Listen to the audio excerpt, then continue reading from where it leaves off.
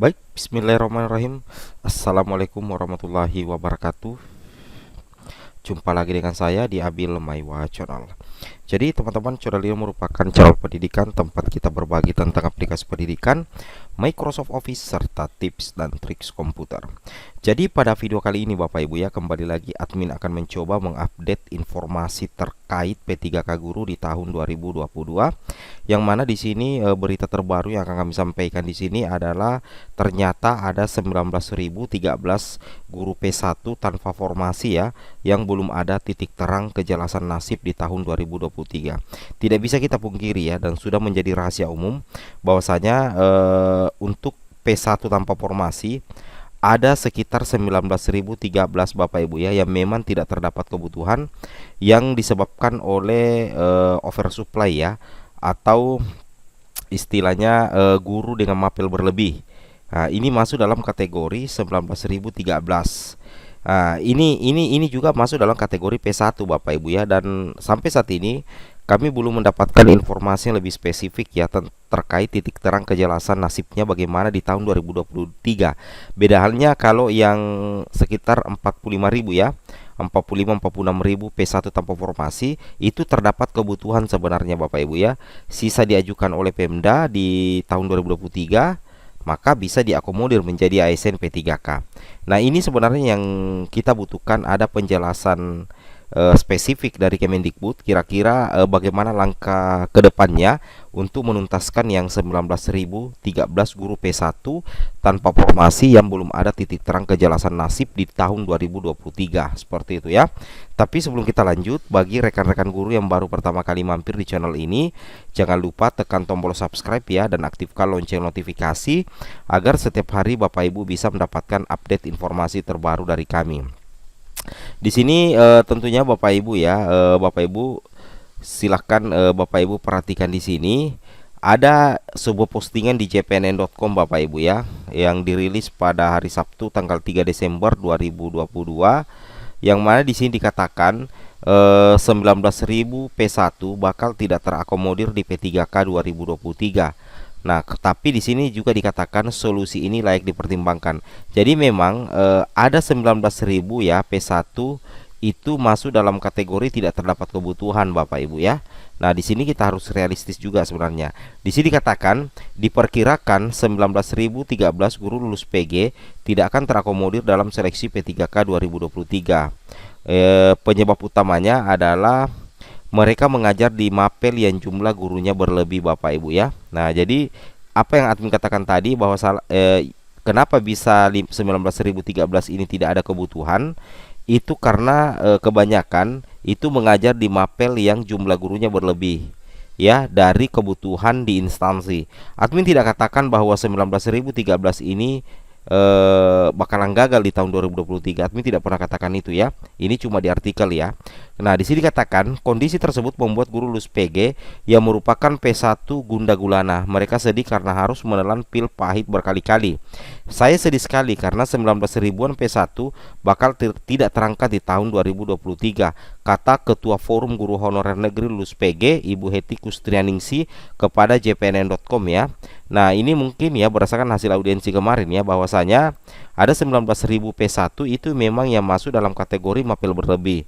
Nah, menurut admin pribadi, kalau memang Kemendikbud ya serius untuk menuntaskan seluruh guru PG di tahun 2023, saya rasa harus ada solusi ya bagi yang 19.000 P1 ini Bapak Ibu ya.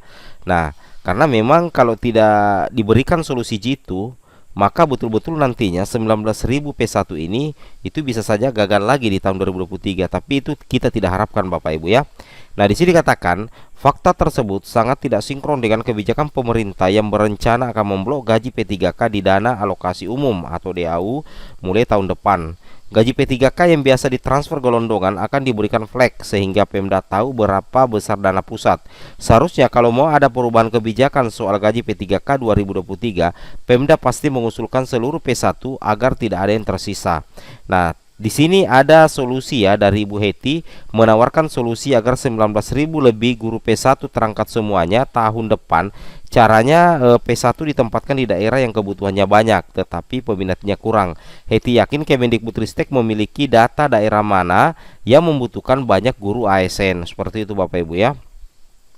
Nah, kemudian di sini dikatakan lagi, sebanyak 19 ribuan P1 itu bisa diberikan SK dari Kemendikbudristek, apalagi kan tahun depan gaji P3K akan dibuat lebih spesifik ya. Admin sependapat dengan hal itu ya.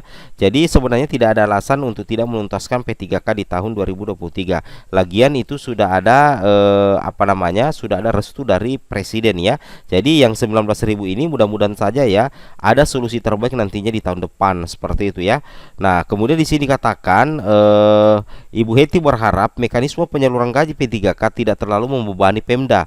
Contohnya gaji pokok ditanggung APBN sedangkan tunjangan dari APBD. Dengan cost sharing, Heti menilai pusat dan daerah mendapatkan solusi terbaik. Sama-sama punya beban, tidak ada yang berat sebelah. Kemendikbudristek tinggal memetakan P1 sesuai ijazahnya, sesuai sebaran kebutuhan guru di Indonesia. Nah, jadi seperti itu Bapak Ibu ya, itu yang harus Bapak Ibu pahami dan Bapak Ibu cermati bahwasanya yang menjadi PR utama dari Kemendikbud sebenarnya ini yang 19.000 Bapak Ibu ya, ini yang 19.000. Tapi tentunya kita masih optimis ya bahwasanya yang 19.000 ini itu bisa tetap diangkat tahun depan ya. Harapan kita itu Bapak Ibu ya. Lagian di sini kita bisa lihat salah satu postingan dari di jpnn.com ya. Di sini dikatakan Mas Nadiem sebut guru lulus PG tidak dapat formasi P3K, lalu berjanji carikan solusi. Mudah-mudahan ketika ada solusinya itu juga mengcover 19.000 Bapak Ibu ya, mengcover 19.000 yang memang mapel berlebih. Itu yang kita harapkan Bapak Ibu ya. Terkait dengan hal itu di slide kami sudah siapkan di sini. Di sini memang dikatakan Bapak Ibu guru yang terhormat bahwasanya di sini dari 193.954 guru lulus PG, yang aman sekarang ini adalah yang 127.621. Ini sisa menunggu pengangkatan Bapak Ibu ya. Ini sisa menunggu pengangkatan. Kemudian yang 65.954 itu dibagi dua lagi.